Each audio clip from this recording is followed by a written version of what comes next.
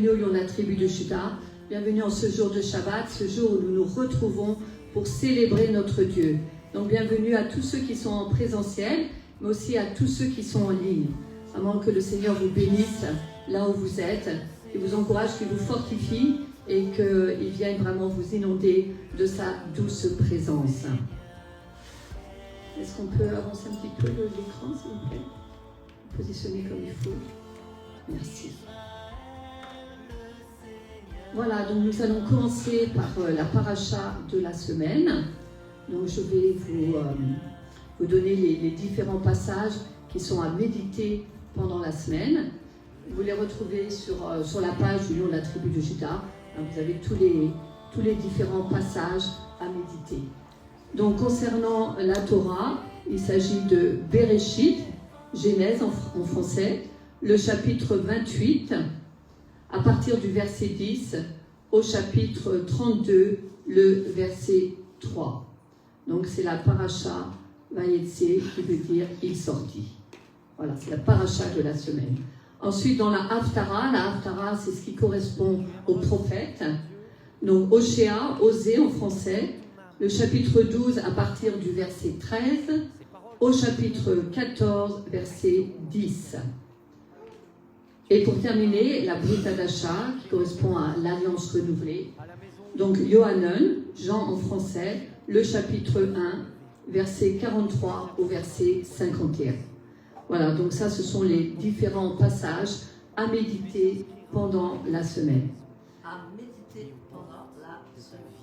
Voilà, à méditer. C'est pas à lire, mais c'est à méditer. Voilà, donc il faut vraiment prendre le temps de bien méditer tous ces passages et vous verrez que vous pourrez faire un parallèle entre les passages de la Torah, de la Haftara et aussi de la Brit Hadasha. Donc j'ai invité la servante Muguette qui va nous lire un passage de la paracha et nous apporter les commentaires.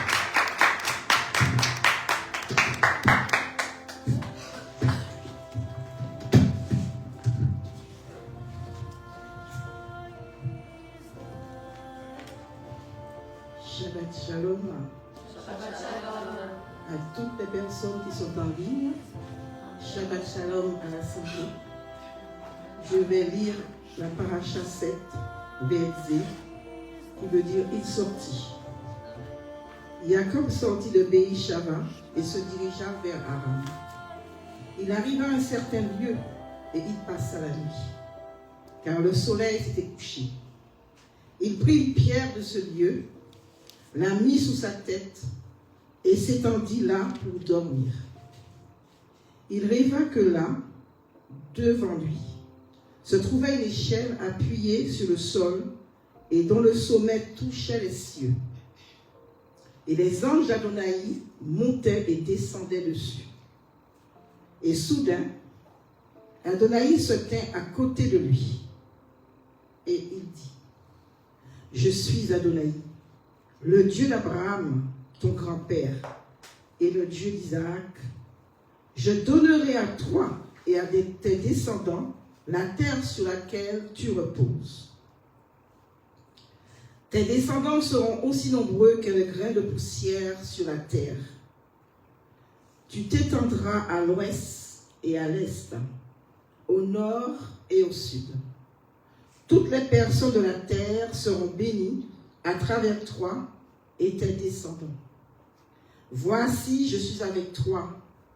Je te garderai partout où tu iras, et je te ramènerai dans ce pays, car je ne te délaisserai pas jusqu'à ce que j'ai accompli ce que je t'ai promis. » Jacob se réveilla de son sommeil et dit, « Certainement, Adonai est dans ce lieu, et je ne le savais pas. » Et il eut peur et dit, « Ce lieu est terrifiant. Ce n'est peut-être que la maison de Dieu, c'est la porte des cieux. » Jacob se leva de bon matin, prit la pierre qu'il avait mise sous sa tête, l'érigea en stèle, versa de l'huile d'olive sur son sommet, et appela le lieu Béthel, qui veut dire maison de Dieu. Mais à l'origine, la ville s'appelait Luz. Jacob fit ce vœu, si Dieu est avec moi et me garde sur le chemin où je marche, qu'il me donne du pain à manger et des vêtements à porter, afin que je retourne à la maison de mon père en paix. Adonai sera mon Dieu, et cette pierre que j'ai érigée en stèle sera la maison de Dieu. Et de tout ce que tu me donnes, je te rendrai fidèlement le 10e. Parole du Seigneur. Je vais vous faire le commentaire de la paracha. Et Jacob sortit de Béni-Saba et s'en alla à Charan, un lieu où il passa la nuit, comme une halte providentielle pour lui, car le soleil était couché. Il prit les pierres du lieu et s'en fit un chevet, et se coucha en ce lieu. Bref rappel des conditions de départ précipité de Jacob. Le sentiment de son péché pèse maintenant durement sur lui. Il s'était rendu compte de tromperie, avait encouru la colère de son frère et troublé la paix de son père, la maison de son père. Il avait revendiqué son titre à la bénédiction dans un état d'esprit suffisant et avait obtenu l'admission de cette revendication par des moyens injustes. Jacob quitte la tente familiale, un lieu apprécié pour sa douceur de vivre et de sa sécurité, bien sûr. Jacob quitte dans la fraîcheur de Béi-Saba pour se trouver dans un lieu de pierre à la tombée de la nuit. Moralement aussi, la nuit tombe sur la vie de Jacob lorsqu'il s'apprête à quitter le pays de la promesse. Mais maintenant, la nuit tombe, il n'a pas de tente, il n'a pas d'oreiller. Il est seul avec lui-même. Tout semble désolé autour de lui et il est comme un être abandonné. Ici, Jacob, il est errant et fugitif, se trouve précipitamment dans la position de laquelle Dieu peut se rencontrer, que Dieu peut le rencontrer et déployer envers lui ses conseils de grâce et de gloire. Rien n'exprime mieux le néant et l'impuissance de l'homme que la condition à laquelle est Jacob. Dans la faiblesse du sommeil, sous la voûte des cieux, n'ayant qu'une pierre pour oreiller. Et il rêve. Une échelle dressée sur la terre, et son sommet touchait les cieux. Les anges de Dieu montaient et descendaient sur cette échelle. Jacob rêve. Le rêve de Jacob a lieu à un moment précis de sa vie. C'est un moment particulier de sa vie. Il est en fuite, parce que son frère Ésaü cherche à le tuer. Avec la complicité de sa mère Rebecca, Jacob a en effet usurpé la bénédiction de son père, Isaac, et a acheté son droit d'aînesse à Ésaü. C'est donc au cœur même de la crise que survient ce rêve. Mais ce n'est pas tout. Le lieu même où Jacob se couche pour passer la nuit, le lieu du songe, a de l'importance. Ce lieu en apparence anodin se révèle être celui de la présence même de Dieu. Et l'échelle que voit en rêve Jacob dit bien cette communication étonnante entre le ciel et la terre. Dieu était au sommet de cette échelle. Repéré dans Genèse 28, verset 13. Le Seigneur en haut est l'objet de sa miséricorde en bas. Une voie de communication s'ouvre entre eux. L'Éternel se tenait sur l'échelle et dit à Jacob, « Je suis l'Éternel, le Dieu d'Abraham, ton père, et le Dieu d'Isaac, la terre sur laquelle tu es couché, je te la donnerai. Et à ta semence sera comme la poussée de la terre, et tu t'étendras à l'Occident, à l'Orient, au nord et au midi. Et toutes les familles de la terre seront bénies en toi, en ta semence. Et voici, je suis avec toi. Je te garderai partout où tu iras. Et je te ramènerai dans cette terre, car je ne t'abandonnerai jamais jusqu'à ce que j'ai fait ce que j'ai dit. Dieu tient à sa parole et il l'accomplit. Il reçoit les transmissions des bénédictions d'une révélation de Dieu. Le Seigneur parla à Jacob, renouvelant les anciennes promesses faites à son père Abraham et l'assurant qu'il sera protégé jusqu'à la fin. C'est la révélation quand Dieu nous parle aux hommes. Nous ne pouvons pas connaître la pensée et le dessein de Dieu à notre sujet, à moins qu'il ne le déclare. Jacob à son réveil ne s'y trompe pas, puisqu'il s'écrit vraiment, le Seigneur qui est ici, et je ne le savais pas. Il donnera même un nom à ce lieu qui est Bethel, ce qui veut dire maison de Dieu. Les choses qui étaient considérées jusqu'ici comme communes sont maintenant investies d'un intérêt, d'une signification, et sont ressenties comme pénétrées par une présence divine. Le songe de Jacob est en réalité une rencontre. Jamais encore le Seigneur s'est manifesté à Jacob. Et comme il avait apparu à Abraham, comme il s'était révélé à Isaac, il vient maintenant le visiter. La rencontre avec le Dieu vivant n'est pas un héritage transmis de génération en génération. Non. Chacun doit en faire l'expérience. Et rien ne remplace cette révélation que l'on doit à la seule grâce qui est Yeshua Mashiach. Le songe de Jacob est aussi une formidable promesse. La terre sur laquelle tu couches, dit le Seigneur, je la donnerai à toi et à ta descendance. Ta descendance sera pareille à la poussière de la terre au moment où Jacob est obligé de fuir, où sa vie est un échec. La promesse est une nouvelle fois renouvelée, formulée, avec force. Voici, je suis avec toi. Je te garderai partout où tu iras, et je te ferai revenir sur cette terre, car je ne t'abandonnerai pas, jusqu'à ce que j'ai accompli tout ce que j'ai dit. À compter de cette nuit-là, tout sera différent pour Jacob. Tout sera éclairé d'une lumière nouvelle. Il en résulte de la conversion de Jacob. Jacob, avant cette période, avant cette époque, était un homme du monde. Maintenant, son caractère est changé. Non seulement extérieurement, mais intérieurement. Il devient un homme spirituel. Toutes les choses sont maintenant vues sous un nouveau jour. Cette vision est la conversion de Jacob et sa conduite par la suite témoigne de ce grand changement. Connaître les réalités de Dieu, non à partir de la tradition, mais à partir d'une connaissance sincère et vraie, est la conversion de notre âme. Dieu ajoute une touchante promesse sans condition. Il montre la sollicitude dont il va entourer celui qu'il a choisi. Bien que le caractère de Jacob soit maintenant révélé, le propos de Dieu ne change pas. Mais par la discipline, il formera son élu pour la réception des bénédictions promises. Le Seigneur nous attend là où nous sommes, dans notre quotidien, au cœur des crises les plus violentes, dans la réalité de nos échecs et de nos amertumes. C'est là qu'il vient se tenir près de nous, nous parler, nous relever. Puissions-nous, comme Jacob, découvrir sa présence et nous écrier émerveillés.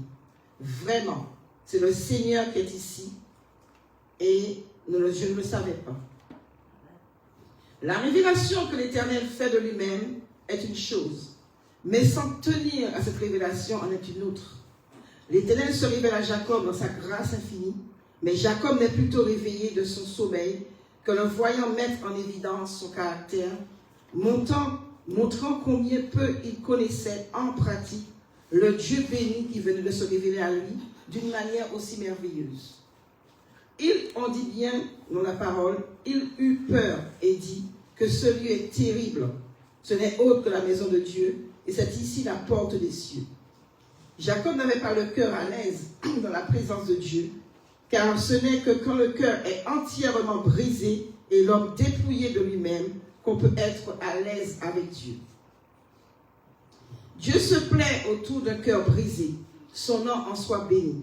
Et le cœur brisé est heureux près de Dieu, mais le cœur de Jacob n'était pas encore dans cette position. Et Jacob n'avait pas encore appris à se reposer comme un petit enfant sur l'amour parfait de celui qui a pu dire « J'ai aimé Jacob ». Et Jacob fit un vœu en disant « Si Dieu est avec moi et me garde sur le chemin où je marche, et qu'il me donne du pain à manger et un vêtement à me vêtir, et que je retourne en paix à la maison de mon Père, l'Éternel sera mon Dieu. Et cette pierre que j'ai dressée en stèle sera la maison de Dieu, et de tout ce qu'il me donnera, je t'en rendrai fidèlement le 10e. Relevons au verset 20.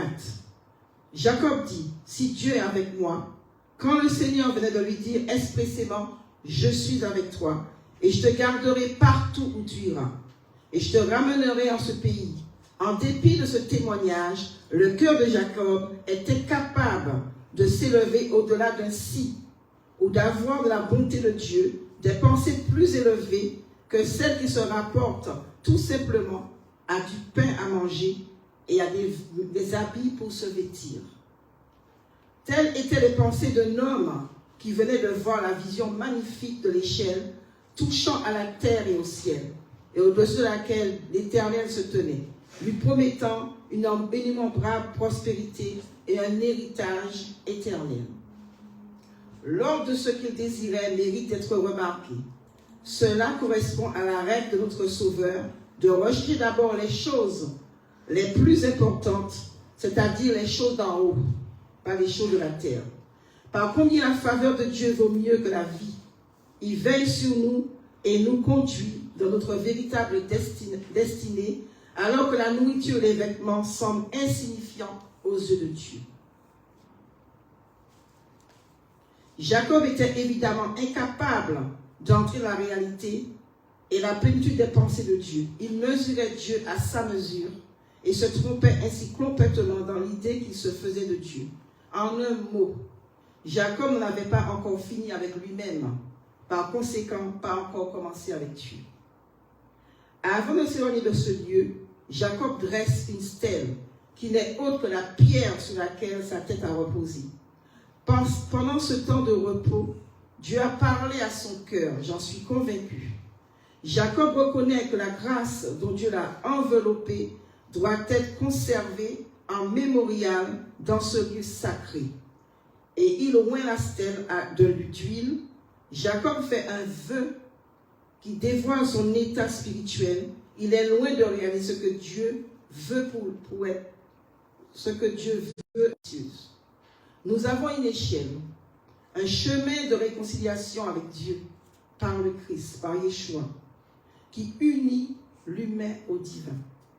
Par lui, nous avons un accès au Père, Abba Père. Nos prières ont libre cours pour monter au ciel, et le Saint-Esprit descend dans nos cœurs pour les inspirer.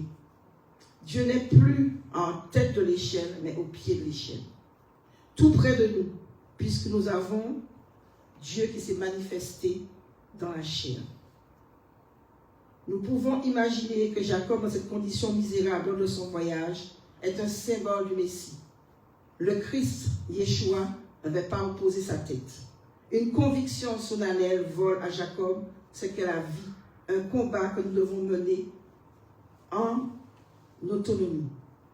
Mais bien-aimé en Yeshua, Hachem, dont l'amour est sagesse, conduit ses enfants dans la profondeur pour leur bien et ne nous laisse pas dans les profondeurs à notre mal. Dieu est bien, il est bon.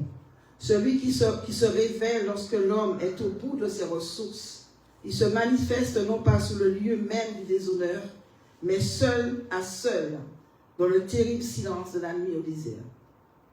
Dieu nous confronte souvent à certaines chutes spirituelles pour qu'on se languisse de lui et qu'on se relève avec lui, encore plus une volonté de le servir. Tout provient de la volonté de Dieu et renferme une sagesse que nous devons chercher à déceler pour nous rapprocher de lui, car il nous remplit d'amour, il nous remplit de force et nous remplit de conviction. Dans chaque chose, dans chaque endroit, il y a Dieu. Et notre rôle est de constamment le chercher, le rechercher et utiliser tout moyen pour se rapprocher de lui. Nous devons grandir par la méditation et la prière. Il doit y avoir des ascensions continuelles dans notre cœur. Et comme Jacob a vu les anges qui montaient, qui descendaient, et aucun ne s'est arrêté de ces anges. De même, devons-nous être actifs et abondants dans l'œuvre de Dieu. En reliant le ciel et la terre, image frappante de méditation et de réconciliation, par celui qui est le chemin, la vérité et la vie. L'amour divin est la fontaine de la rédemption. J'adresse un shalom à toutes les personnes qui sont en ligne et un shalom à toutes les personnes qui sont en présentiel.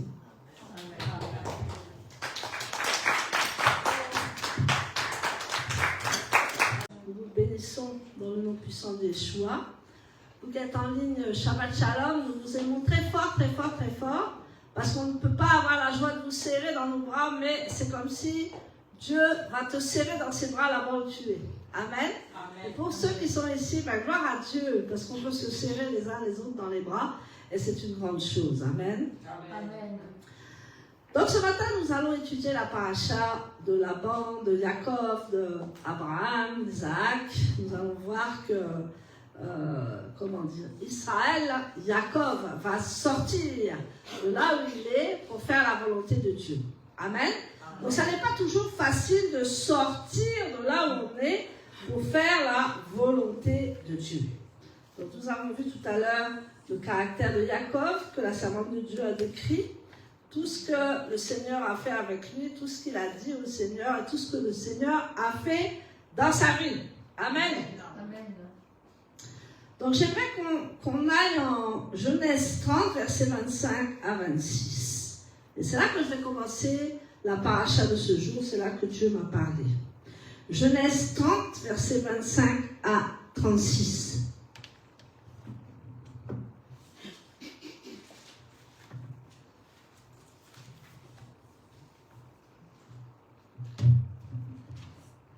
Genèse 30, versets 25 à 36. Après que Rachel ait enfanté Youssef, Jacob dit à Laban, « Renvoie-moi, afin que je retourne chez moi dans mon pays. Laisse-moi prendre mes femmes pour lesquelles je t'ai servi et mes enfants, et laisse-moi aller. Tu sais très bien combien je t'ai fidèlement servi. » Laban lui répondit, « Si j'ai trouvé faveur à tes yeux, écoute-moi, je te prie. J'ai vu les preuves qu'Adonai m'a béni à cause de toi. » Alléluia. Donc, le Seigneur a béni Laban à cause de Jacob. « Indique ton salaire, dit-il, je te le paierai. » Jacob répondit, « Tu sais combien je t'ai fidèlement servi et comment ton bétail a prospéré sous mes soins. Le peu que tu avais avant que je vienne s'est considérablement accru. Adonai t'a béni partout où je suis allé. Maintenant, quand pourvoirai-je pour ma maison? » Laban dit, « Que dois-je te donner? » Rien, répondit Jacob, seulement fais une chose pour moi, une fois encore, je ferai paître ton troupeau et j'en prendrai soin. Je parcourrai ainsi le troupeau et choisirai chaque brebis tachetée, mouchetée et brune, et chaque chèvre tachetée ou mouchetée. Celle-ci est leur progéniture selon mon salaire, et mon intégrité témoignera pour moi à l'avenir. Lorsque tu viendras examiner les animaux qui sont mon salaire, chaque chèvre qui n'est pas mouchetée ou tachetée, et chaque brebis qui n'est pas brune sera tenue pour voler. Laban répondit, qu'il en soit fait comme tu l'as dit. Ce jour-là, Laban enleva les boucs qui étaient striés ou tachetés, et toutes les chèvres qui étaient mouchetées ou tachetées, toutes celles qui avaient du blanc et toutes les brebis brunes. Il les confia à ses fils et mit 3 jours de distance entre lui et Jacob. Jacob nourrit le reste des troupeaux de Laban. Amen. Donc là, en fait, il est temps de partir, il est temps de se séparer. Dis à ton voisin, bon, aujourd'hui on ne va pas se séparer, mais il est temps de partir là où Dieu t'a destiné. Amen. Donc, nous voyons Jacob qui a travaillé pendant 14 ans pour Laban. Amen. Il ne lui a jamais demandé, c'est toujours Laban qui lui a demandé de pouvoir faire quelque chose pour lui. Donc, nous voyons que Jacob s'est incliné et que Jacob a été fidèle et que Jacob a été intègre dans tout ce qu'il faisait. En fait, même si Laban le maltraitait, même si Laban le volait, le spoliait, le pillait, parce que c'est la vérité, en fait, il n'a jamais rien dit, il a tout confié à Dieu. Donc c'est important même dans les affaires, dans ce que nous faisons, de toujours s'en remettre à Dieu pour que Dieu tranche. Parce que nous voyons que Dieu parle, n'est-ce pas? Et là, il va parler à Jacob en disant qu'en fait, il a une révélation de Dieu juste avant de partir, en disant, écoute, je vais te montrer comment faire et je vais te rendre riche. Et nous voyons que Jacob a mis 6 ans seulement à devenir très riche. Parce que nous allons voir dans l'histoire que Laban fut étonnamment très surpris. Il dit, mais comment ça se fait que moi, j'ai tous les belles chèvres, j'ai tout le beau troupeau, et je donne à Jacob les plus chétifs. C'est ce qu'il a fait. Il n'a pas eu de scrupules, n'est-ce pas? Ton voisin n'a pas eu de scrupules, celui-là. Amen. Il n'a vraiment pas eu de scrupules.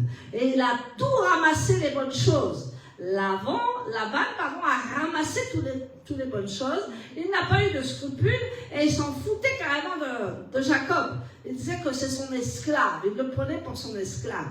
Et comme Jacob ne disait rien, en fait, Laban, il dit, mais on peut profiter d'elle, on peut profiter de lui, n'est-ce pas? Et on y va, et on profite. Amen. Donc, Jacob n'a jamais rien dit. Il a toujours été fidèle. Il n'a jamais repris l'avant.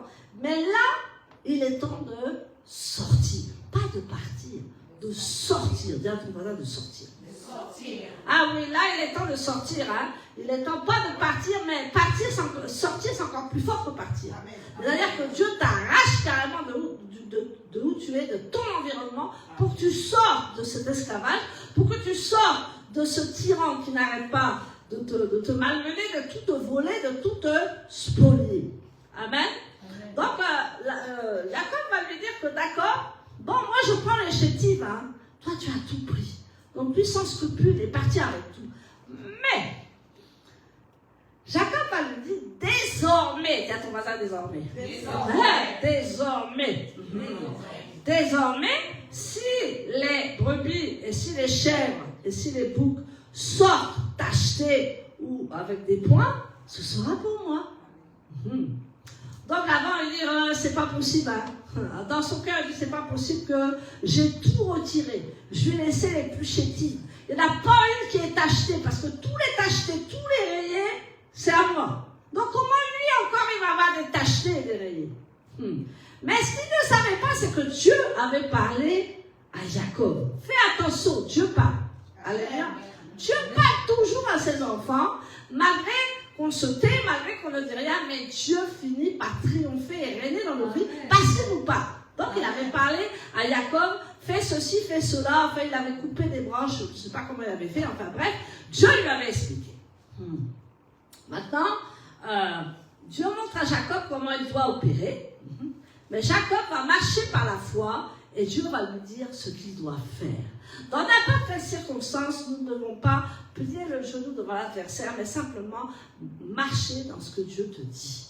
Alléluia. Et tu regardes calmement, tu es très calme, tu es très posé. Tu regardes droit dans les yeux, ne baisse jamais les yeux. Moi, j'ai eu des problèmes dans ma vie parce que je ne baissais jamais les yeux. Ma grand-mère dit, tu ne baisses pas les yeux, je vais te mettre une fessée, pas possible. Jamais je ne baissais les yeux, ça c'était mon problème. Et puis dès que je regardais quelqu'un dans les yeux, il y avait quelque chose qui se passait. Parce que nous avons les yeux de l'aigle. Nous avons les yeux perçants. Et il faut toujours regarder ton adversaire devant toi. Jamais tu baisses les yeux, parce que c'est un signe d'infériorité. Tu regardes pas méchamment, hein, gentiment, doucement. C'est là qu'il va s'énerver. Tu le regardes avec amour, mais tu le regardes droit dans les yeux. Donc j'imagine, c'est moi qui le dis, c'est pas Dieu, que Jacob a fait cela, il est resté calme. Donc je voudrais te dire que ce matin, nous avons vu mardi comment être restauré, maman. Amen. Comment récupérer tout ce que l'ennemi nous a volé, pillé.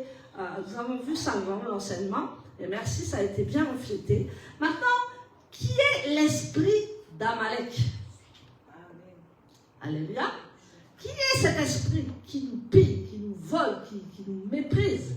Alors, Amalek est un esprit voleur. Il vole et il ne se gêne pas. Laban ne se gênait pas pour voler Jacob. Il le volait même devant lui. C'était fort ça. Mais comme Jacob était soumis, comme Jacob était intègre, il n'a jamais rien dit. Mais ce n'est pas parce que tu ne dis rien que tu ne comprends pas. Amen. Ce n'est pas parce que tu ne dis rien que tu n'as pas vu. Amen. Mais tu laisses Dieu agir. Alléluia. Donc, Amalek est un esprit voleur. Il apporte dans notre vie, dans notre foyer et dans nos descendants des conflits, des combats, des cris, des calomnies, des divisions, des adultères, de la colère. Et par conséquent, l'esprit d'Amalek est un esprit qui détruit toutes les familles. Alléluia. Donc, c'est ce qu'avait Laban. Laban avait cet esprit d'Amalek qui voulait tout prendre, qui voulait tout détruire, qui voulait tout avoir à lui. Amen. Donc, comme disait le Seigneur tout à l'heure, il est temps de sortir de cela maintenant. Amen. Il est temps de partir, de sortir et d'aller dans un autre environnement. D'aller quelque part où tu es bien accueilli. Amen. Si tu n'es pas bien accueilli, qu'est-ce que disait la Bible? Tu secoues tes pieds et tu pars. Amen. Tu ne fais pas d'histoire, tu ne fais rien, mais tu dis non, je ne peux pas rester dans cet environnement, je ne peux pas rester avec des personnes qui ne me respectent pas, je ne peux pas, alors je pars.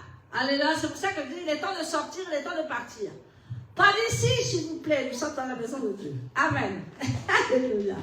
Donc nous allons dire 2 versets, si quelqu'un peut me le lire, Nombre 13, verset 29. Quelqu'un me prend Nombre 13, verset 29, et une autre personne me prend Exode 17, verset 8. Allons-y. Nombre 13, quelqu'un me prend Nombre 13, verset 29, et une autre personne me prend Exode 17, verset 8. Je vous fais un peu travailler. Amen.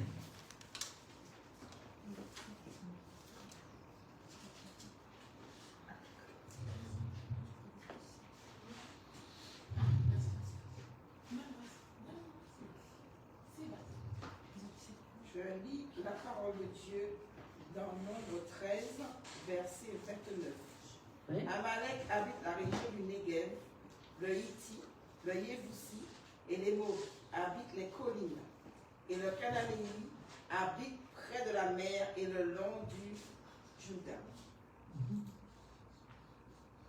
Nombre 13, verset 29, c'est ça? Oui, c'est ça. Alléluia.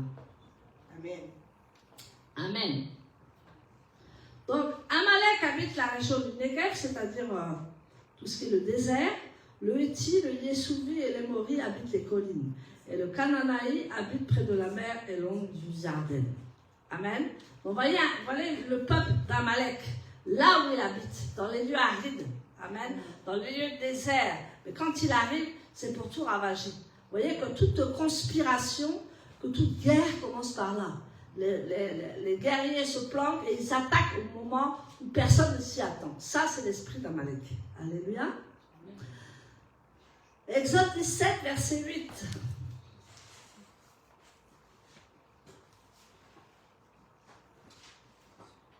Je lis la parole de Dieu dans le livre d'Exode 17, verset 8. Il est écrit, alors Amalek vint et combattit Israël à Rephidim. Moshe dit à Yeshua, choisis des hommes pour nous et sors pour combattre Amalek. Alléluia. Amen. Donc, qu'est-ce que Dieu dit à Yeshua? Il dit que sors de là, sors de Rephidim et va combattre Amalek. Amen.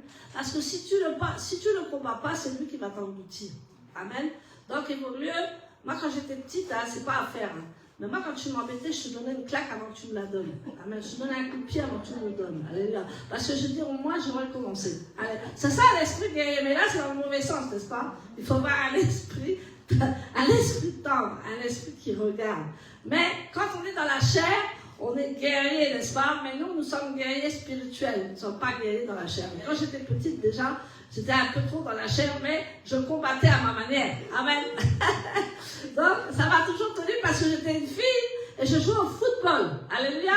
On joue au football. Et quand on joue au football, les garçons, ils te donnent des coups de pied. Ils font tout pour que tu n'y arrives pas. Donc, moi, je faisais des, comment on appelle ça, là, des cloche-pieds, là. Enfin, voilà, je leur mettais le pied comme ça, boum, il tombait. Alléluia.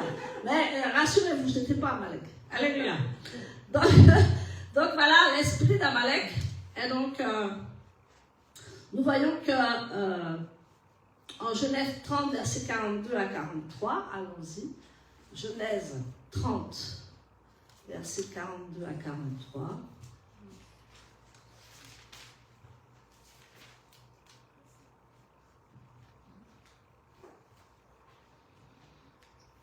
Mais il ne plaçait pas les bâtons devant les animaux les plus faibles. Ainsi, les plus faibles étaient celles de Lavan et les plus fortes celles de Jacob. De cette façon, cet homme devint très riche et eut de grands troupeaux avec des serviteurs et des servantes, des chameaux et des ânes. Bon là, en fait, les fils de Lavan, parce que c'était comme Lavan, n'est-ce pas? Les fils de Lavan vont être très surpris. Mais comment lui, là, il a les plus chétifs, et comment lui, il peut encore nous dominer, et comment lui, il est devenu plus riche que nous. Hein? J'espère que tu vas devenir plus riche que ton adversaire. Amen. J'espère que tu vas devenir plus riche que tous tes ennemis. Au nom puissant de Yeshua. Amen. Parce que c'est ce que Dieu avait dit à Jacob, et c'est ce que Jacob, en 6 ans, il était devenu très, très riche. Amen. Donc ce n'est pas la peine de toujours répondre au 4 à 4. Il faut rester calme et regarder l'adversaire et analyser la situation. Et c'est ce que Jacob avait fait. Amen. Donc voilà pourquoi Jacob avait reçu une pleine mesure. Dis à ton voisin, j'ai reçu une pleine mesure ce matin. Ah, je reçois une pleine mesure ce matin. Parce qu'il était droit de cœur. Il était droit de cœur et il avait un comportement qui plaisait à Dieu et il était droit de cœur. Il aurait pu se rebeller contre Laban, il ne l'a jamais fait. Bon, c'est sûr, il avait une motivation, c'était Rachel. Alléluia. Mais il avait une motivation, c'était une femme. Et l'autre là, il a fait travailler 14 ans pour Rachel et pour Léa. Mais lui, il n'a rien dit, peut-être pour la femme, mais pas simplement pour ça, parce qu'il avait le caractère de Dieu. Donc il ne faisait pas d'histoire. Il était concentré dans ce qu'il faisait parce que Dieu lui avait parlé. Et lui avait dit, il avait fait un vœu à l'Éternel. Il avait dit, si tu me bénis, si tu es avec moi, alléluia, je vais tout te donner. Mais simplement, si tu es avec moi et si tu me bénis. Donc, il n'avait pas, c'était pas des conditions. Il avait parlé à Dieu. Il avait fait un vœu à Dieu. Il avait fait un serment à Dieu. Et donc, lui, il s'en foutait de tout ce que tu pouvais faire. Il se moquait même de Laban parce qu'il avait prié et Dieu avait agréé sa prière. Donc, quand tu sais que Dieu est avec toi, que Dieu agrée ta prière, c'est là que tu restes calme. Sinon, tu t'énerves. Amen. Sinon, même à table, tu peux tout casser parce que tu rentres en colère. Alléluia. Mais quand tu sais que Dieu va te bénir, quand tu sais qu'est-ce que Dieu t'a dit, tu restes tout calme. En fait, tu fais le contraire des autres. Voilà la politique de Jacob.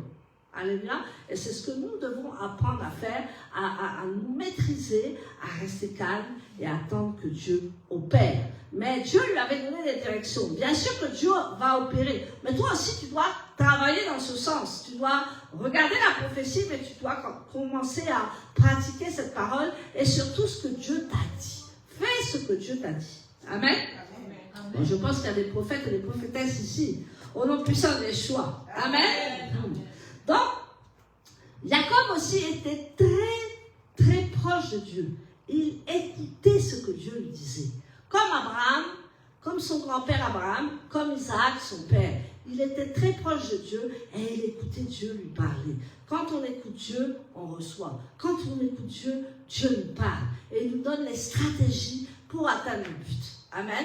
Que ce soit dans tes affaires, que ce soit dans ta famille, que ce soit partout, que ce soit la Kéila, Dieu va te donner des objectifs et Dieu va te parler surtout. Donc, il faut que tu aies une très grande écoute de l'Éternel. Alléluia. Donc, nous voyons, il faisait exactement ce que Dieu lui disait. Il ne faisait pas à sa manière. Souvent, nous, on fait à notre manière. Hein. On dit, on va essayer ça, on va essayer ça. Bon, si ça ne marche pas ça, je vais faire comme ça. Si ça ne marche pas comme ça, je vais faire comme ça. Donc, ça veut dire que tu vas en avant, tu vas à l'envers, tu vas à droite, tu vas à gauche, mais il n'y a rien qui se passe. Donc, il écoutait ce que Dieu lui disait et il pratiquait ce que Dieu lui disait. Il y a quelqu'un qui était comme ça, c'était Yeshua. En Jean 5, verset 19, pardon, Yeshua reprit donc la parole et leur dit, en vérité, je vous le dis, le Fils ne peut rien faire de lui-même. Donc si le Fils ne fait rien de lui-même, alors nous encore plus. Le Fils ne fait rien de lui-même, il ne fait ce qu'il voit faire au Père. Et tout ce que le Père fait, le Fils le fait pareillement. Amen. Donc là, nous voyons que Jacob faisait exactement la même chose que son père et que son grand-père Abraham. Donc il avait appris à écouter, il avait appris à pratiquer et il faisait ce que son père faisait. Nous devons faire ce que Yeshua faisait. À chaque fois qu'on a une circonstance, allons voir dans la parole, si tu as un problème, va voir ce que Yeshua aurait fait. Alléluia. Tu ne raisonnes pas, tu ne fais pas ça, tu dis, bon Seigneur, c'est vrai que j'ai un gros problème, mais qu'est-ce que tu aurais fait à ma place? Parce qu'il y a des moments, je vous assure, on ne sait pas quoi faire. Même si on prie, on jeûne, il y a des moments, on est dans de telles circonstances qu'on ne sait même pas comment faire. Mais on a la grâce de se mettre devant l'Éternel pour qu'il nous parle et qu'il nous écoute et qu'il nous parle et qu'il agrée dans nos comportements et notre attitude de cœur. Ça, on le répète tous les samedis, notre comportement et notre attitude de cœur devant l'Éternel et bien sûr devant nos proches. Amen. Donc Yeshua va nous dire comment marcher par la foi. Marcher par la foi, c'est quoi? Amen.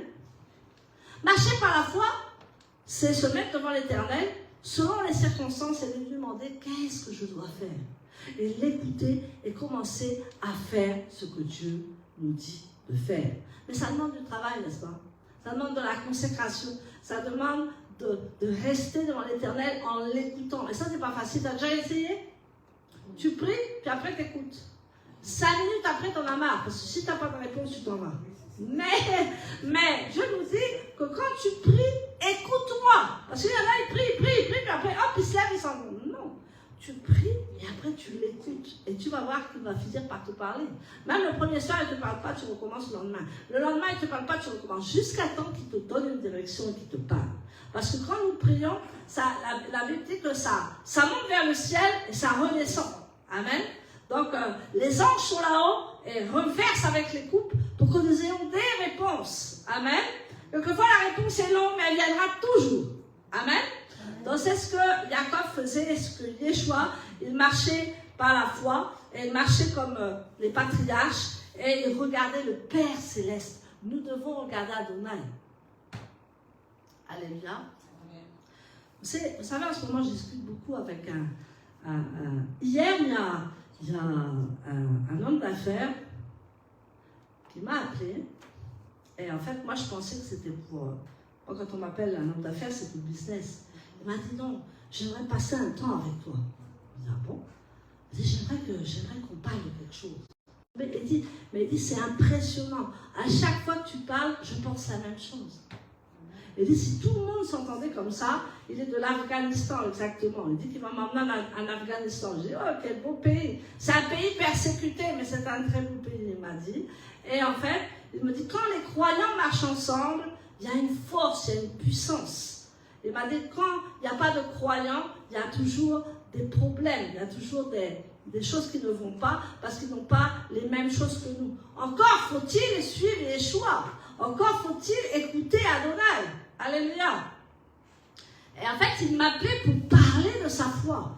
Et beaucoup me parlent de leur foi. Alléluia. Hier encore, j'étais avec un grand groupe.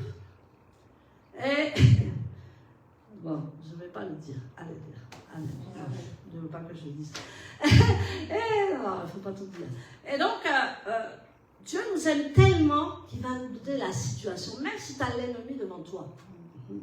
Hier, j'avais un ennemi devant moi. Pas le monsieur, pas la personne, mais l'ennemi qui voulait me manipuler à travers cette personne. Bien sûr, des fois, ce n'est pas la faute des gens. C'est l'ennemi qui rentre pour manipuler. Et ça, des fois, on a du mal à le comprendre. On croit que c'est la personne, mais en fait, non. C'est l'ennemi qui manipule la personne pour que la personne te parle. En fait, c'est comme si Satan te parle en face. Mais en fait, c'est pas ça. Il passe toujours par les personnes pour te faire du mal. Amen. Donc, Dieu nous dit ce matin que, bien sûr, comme Dieu a commencé à être avec Jacob, toutes les personnes, tous les frères, là, tous les enfants de l'avant, ils ont commencé à jalouser qui? À jalouser Jacob. Amen. Je suis désolée. Quand tu as quelque chose de bien, quand tu as quelque chose de fort, quand tu as quelque chose qui vient de là-haut, on va te jalouser. Il faut t'habituer. Hein. Dis à ton voisin, il faut t'habituer. Non mais il faut t'habituer, dis-le plus fort. Il faut t'habituer. Voilà, et puis il faut le dire avec conviction. Amen. Il faut t'habituer à ce que l'ennemi veuille qu'il te persécute parce que tu as quelque chose d'extraordinaire que eux n'ont pas. Amen. Donc le Seigneur maintenant, nous voyons que l'Éternel parle alors à Jacob et lui dit de sortir. Donc Jacob, qu'est-ce qu'il va faire? Il va d'abord appeler qui? Il va appeler ses femmes, n'est-ce pas? Parce qu'il a été obligé de... Lui, il voulait qu'une femme, mais il s'est retrouvé dans la polygamie forcée. Amen. Donc il va d'abord appeler Rachel, qui est considérée comme la première et comme une femme qui faisait partie de la Torah, parce qu'elle avait les convictions de la Torah. Elle était fille de Laban, mais elle ne pratiquait pas du tout ce que son père pratiquait. Amen. Elle ne voulait même pas entrer là-dedans. Ça te dit quelque chose? Peut-être que tes parents sont autrement que toi. Ils ont peut-être une autre religion. Ils ont peut-être une autre perception. Mais toi, tu suis le Dieu d'Israël. Amen. Toi, tu suis ce que le Seigneur veut te dire. Et tu verras, tu seras récompensé. Amen. Peut-être que toi, tes enfants ne te suivent pas. C'est pas grave. Un jour, ils vont te suivre. Alléluia. Un jour, ils vont connaître le Seigneur. Mais il faudra beaucoup de patience et beaucoup d'abnégation pour comprendre ça. Donc, nous voyons qu'il va d'abord appeler Rachel et ensuite il va appeler Léa. Et bien sûr, Rachel est citée en premier dans la Torah. Parce que Rachel est considérée comme le fondement du foyer de Jacob. Alléluia. Donc, nous voyons que Rachel est en premier lieu. Et Léa a une importance aussi. Parce que Dieu aime chacune des femmes là. Mais nous voyons que Rachel va toujours passer en premier parce que c'est sa femme, c'est la femme de Dieu pour lui. Mais comme l'autre il lui a imposé, il ne pouvait pas laisser Léa. Et en plus, qui est-ce qui a eu des enfants? C'est Léa. Rachel était stérile. Donc, il fallait 12 enfants, n'est-ce pas? Ça ne rigolait pas. Hein? Il y avait 12 tribus d'Israël, il fallait 12 enfants. Donc, comme Rachel ne pouvait pas avoir d'enfants, Léa, elle a eu des enfants. Vous voyez, Dieu est justice, hein? Dieu est justice. Vous allez savoir pourquoi Dieu est justice. Parce qu'à la fin, Rachel va faire une énorme erreur. Nous allons le voir tout à l'heure. Alléluia. Donc, partir pour quitter Laban. Amen. Donc, nous voyons que, là, j'ai dit tout à l'heure, maintenant, il faut quitter l'impie. Amen. Tu sais, tu peux travailler avec des gens qui sont impies. Tu peux travailler avec des francs-maçons. Tu peux travailler. Pour travailler avec des francs-maçons. Tu peux travailler avec toutes sortes de personnes. Mais il y a un moment là, quand tu as récupéré ce qu'Amalek t'a volé, tu sors. Je répète pour que tu comprennes. Le monde est ainsi fait. Il y a des gens qui croient en Dieu, il y a des gens qui ne croient pas en Dieu, il y a des gens qui croient au crâne, il y a des gens qui croient à n'importe quoi, il y a des gens qui sont tous spirituels, n'est-ce pas? Mais comme Amalek t'a volé, t'a spolié, t'a pillé, n'est-ce pas?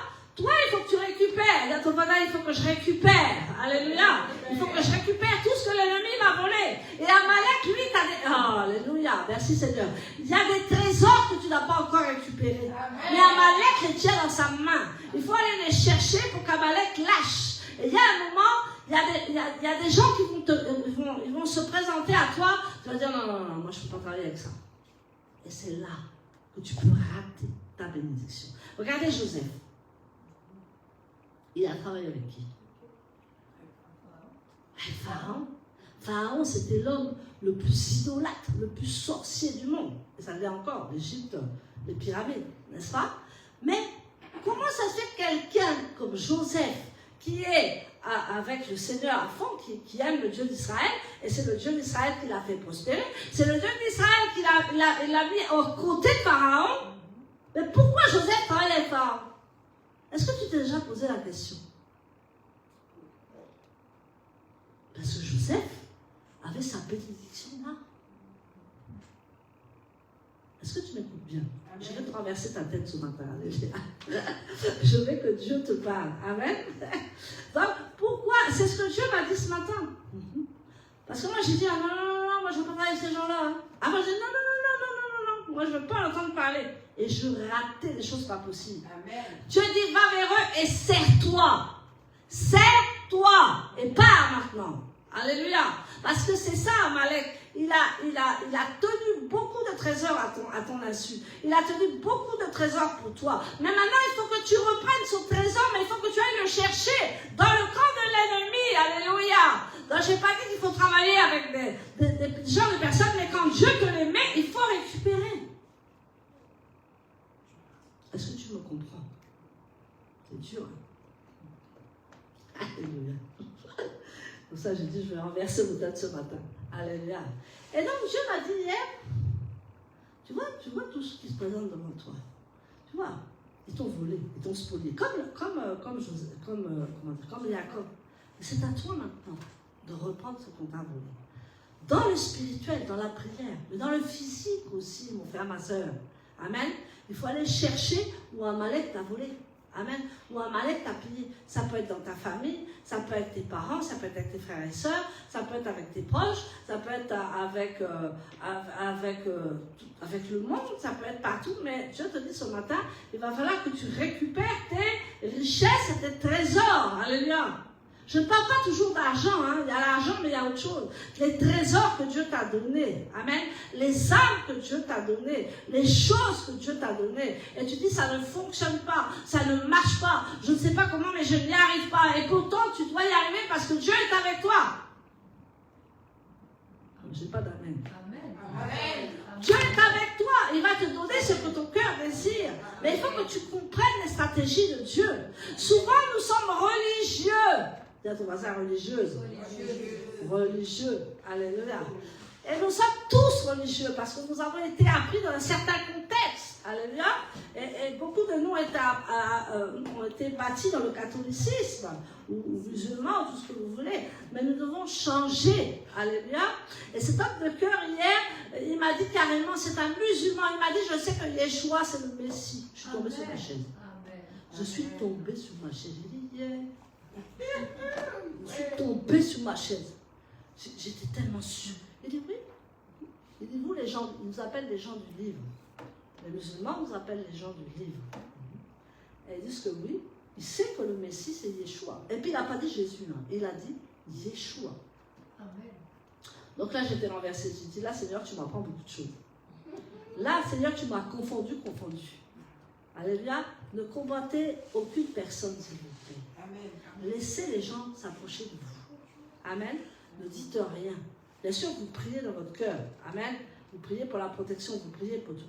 Mais laissez les gens s'approcher de vous. Et ils vont venir des choses, je vous assure, vraiment magnifiques. Comment un musulman peut te dire que Yeshua est le Messie? Tu as déjà vu beaucoup ça, toi? Amen. Et il dit, c'est pour ça qu'on va travailler ensemble. Il dit, depuis que je suis avec toi, tout s'est ouvert. Tu entends ça? Depuis que je suis avec toi, tout s'est ouvert. Tout a ça a défilé comme ça. C'est ce que faisait Jacob. Depuis que Jacob était avec Laban, tout était ouvert. Et pourtant, c'était un méchant. Amen. Donc Laban profitait de la bénédiction de Jacob. Amen. Est-ce que Jacob a dit quelque chose? Il a bien profité pendant un moment. Mais à un moment, Dieu lui a dit, sors de là où tu es. Pas, sors. Il faut sortir de l'impie. Il faut sortir maintenant. Et doubler tout le monde. Amen. Il faut sortir. Vous rigolez, mais c'est la vérité. Il faut sortir et avoir une onction de vitesse pour que personne ne te rattrape. Alléluia. Amen. Je vous assure, c'est la paracha. Hein. Je ne savais pas que la paracha, c'était ça. Le mardi, on a parlé de ça. Et voilà que le samedi, Dieu commence avec ça. Et la paracha, c'est fort. C'est très fort. Alléluia. Je n'ai rien comploté, je n'ai rien. J'ai simplement lu la paracha et tout de suite ça m'est venu à l'esprit. Alléluia. Donc l'impie est dans un contexte peu favorable à la gloire de Dieu. Amen. Tu ne peux pas rester avec un impie toute ta vie. Tu ne peux pas rester là, mais tu peux rester un moment. Tu peux rester un moment. Et cet impie, cet adversaire, cet ennemi sera béni. Alors arrête de jalouser. C'est ça le plus dur. Comment tu vois quelqu'un à côté de toi qui prend toutes tes bénédictions, qui prend tout, et toi tu travailles, toi tu fais, et toi tu n'es pas beaucoup récompensé, mais lui il s'enrichit. C'est ce qui s'est passé avec Jacob, n'est-ce pas? Mais il savait que Dieu allait le bénir. Donc maintenant il est temps de sortir, il a pris ses femmes et il est parti. Amen. Amen. Et Rachel et Léa ont vu, ils se disent qu'ils n'espèrent plus rien de Laban. Ils n'espèrent plus rien de leur père, parce qu'ils ont vu comment il est leur père. Et même leur père ne considérait même pas ces deux filles, vous vous rendez compte? Il les exploitait. Hein? Il ne les a pas prostituées, mais presque. Amen. Parce qu'il a mis Léa dans les mains de Jacob, que c'était faux. C'était Rachel. Mais il a mis Léa, donc c'est comme si il allait prostituer ses filles. Il n'avait aucune considération pour ses filles. Alors, oui, mais tu comprends, c'est mon père. Non, quitte-la. Quand un père ne respecte pas ses enfants, il y a l'esprit de pardon. Mais il y a un moment, il faut sortir. Amen. On les pardonne, mais on sort. Est-ce que tu me comprends bien? Ce matin, c'est un peu rude. Alléluia. Il faut sortir de là. Alléluia. Donc, le Seigneur nous dit ce matin qu'il faut sortir du contexte et il faut grandir. Parce que quand tu es dans un environnement et que tu as fini dans cet environnement, si Dieu te retire, c'est pour grandir. Amen. Il y a des moments, en fait, vous êtes dans un endroit. Ça ne va pas plaire encore ce que je veux dire, mais je vais le dire. Amen. Vous êtes dans une église. Vous avez commencé. Moi, j'ai eu ma première église. J'ai été baptisée, j'ai tout fait. Mais il y a un moment, tu ne peux pas rester toute ta vie là. Alléluia. Il faut que tu grandisses, à moins que là où tu es, il y ait de la croissance. Amen. Il y a toujours de la croissance, il y a toujours de la croissance. Là où vraiment il y a l'Esprit de Dieu, là tu peux rester. Mais vous êtes, moi je suis pas toujours, j'ai pas fait beaucoup d'églises. Hein. Alléluia. J'en ai simplement fait 3. Mais à chaque fois, j'ai grandi. Amen. J'en ai fait que 3. Mais à chaque fois, j'ai grandi. Amen. Je n'ai pas dit que vous partiez d'ici. Hein. Alléluia.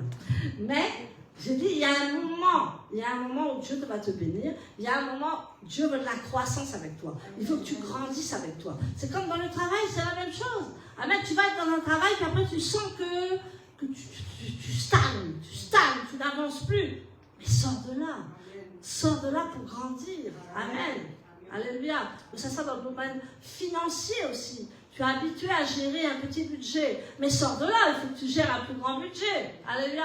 Tout est comme ça avec le Seigneur. Et c'est pour ça qu'il faut vraiment se remettre en question. Amen. Pas pour faire du mal aux gens, mais de poser la question, Seigneur, est-ce que je suis encore à ma place dans tout ce que nous faisons? Amen. Amen. Alléluia. J'espère que samedi prochain, il y aura encore une personne. Allez! Alléluia! Non, je rigole avec vous, n'est-ce pas? Amen. Vous savez ce que vous avez à faire. Amen. Donc maintenant, il y a quelque chose que Rachel va faire. Et Rachel va se condamner elle-même. C'est la grosse erreur de Rachel. Pourtant, elle est toujours reconnue chez les Juifs.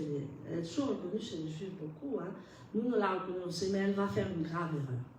Vous savez, quand quelqu'un vous maltraite, parce que son père l'a maltraité, Rachel, alléluia, et puis vu qu'il avait imposé Léa avant elle, je suis sûre qu'elle avait du ressentiment pour son père, mais elle ne disait rien parce qu'à l'époque, on avait le droit de rien dire, n'est-ce pas? Et même encore maintenant, on n'ose pas faire du mal à nos parents, on les respecte, n'est-ce pas? Et là, Rachel, je ne sais pas, moi c'est moi qui le dis, c'est pas Dieu, mais Rachel peut-être elle a eu du ressentiment, de l'amertume envers son père. Vous savez ce qu'elle a fait? On va aller dans Genèse 31, verset 19.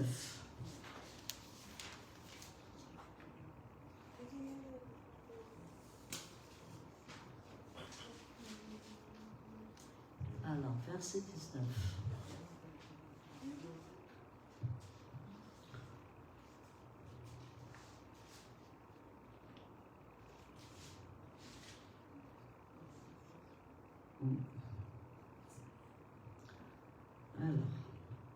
Or, Laban était parti tourner ses brebis et Rachel déroba les idoles de la maison qui appartenait à son père. C'est-à-dire qu'elle a pris des fétiches, quoi. Amen. Et Jacob trompa Laban l'Aramie en ne lui disant pas qu'il voulait s'enfuir. Alors il s'enfuit avec tout ce qu'il avait. Il partit, traversa le fleuve Euphrate et se dirigea vers les collines de Gilgal. On informa Laban que Jacob s'était enfui seulement le 3e jour. Alléluia. Donc, Rachel va dérober les téréphines de son père. Il y a des personnes qui disaient qu'elle avait du ressentiment, d'autres personnes nous disent que c'est pour enlever les idoles de chez son père. En fait, on ne sait pas, mais toujours est-il, elle a pris. Et en fait, qu'est-ce que va faire Jacob? Jacob, il va dire, la personne qui a pris ces téléfilms, là, ces idoles, que la malédiction retombe sur cette personne. C'est là qu'en fait, je voudrais que tu réfléchisses que quand tu parles, tu as de l'autorité dans ta bouche. Amen. Et en fait, Jacob aurait dû se retenir. Il y a des choses qu'on ne peut pas maudire. Il y a des choses qu'on ne peut pas dire de sa bouche. Parce que même si elle avait pris les idoles de son père, il ne savait pas que c'était sa propre femme. Et en fait, il a maudit sa femme. Et nous voyons que Rachel est morte quand Benjamin est né. Alléluia. Donc, ça veut nous dire que Rachel va être maudite par Jacob sans le savoir. Donc, ce que nous disons de notre bouche, les prophètes et les prophétesses, faisons même si on n'est pas prophète, même si on n'est pas prophétesse, mais faisons très attention à ce qu'on dit. Parce que quand nous disons quelque chose, ça s'accomplit. Amen. Ça s'accomplit. Donc, avant de proférer des choses, faisons très attention à ce que nous disons devant le Seigneur. Amen. Donc, voilà un peu l'histoire. Maintenant, je voudrais terminer par les versets Genèse 31, versets 1 à 2. On va les lire.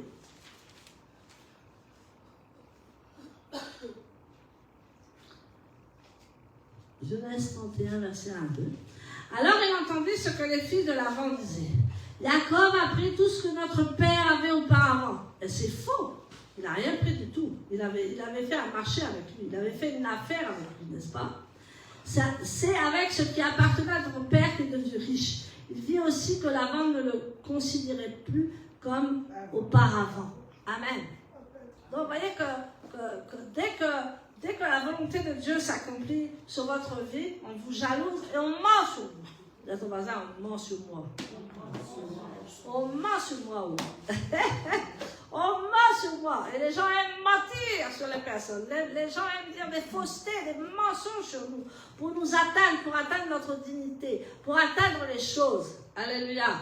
Donc Dieu nous dit que, en fait, comment dire, les anges vont venir à la rencontre de Jacob. Alléluia. Vous savez que vous avez des anges pour certaines choses dans votre vie. Amen. Attention, je n'ai pas dit d'idolâtrer les anges. Hein? On ne prie pas les anges. Amen. Mais il y a des anges auprès de vous. Et donc là, nous voyons que l'échelle, amen, l'échelle, il y a des anges qui montaient. Donc c'est bizarre. Ils n'ont pas commencé à descendre. Ils ont commencé, il y a des anges qui sont montés. Et après, ils sont descendus. Dans la parole, ce n'est pas dit, ils sont descendus. La Bible dit qu'ils ont monté et d'autres ont descendu. Alléluia. Donc ces anges-là, en fait, ceux qui sont montés, ils avaient fini leur travail avec Jacob. C'est-à-dire qu'ils avaient fini leur travail avec Laban. Amen. Avec tout ce qui s'est passé avec Laban.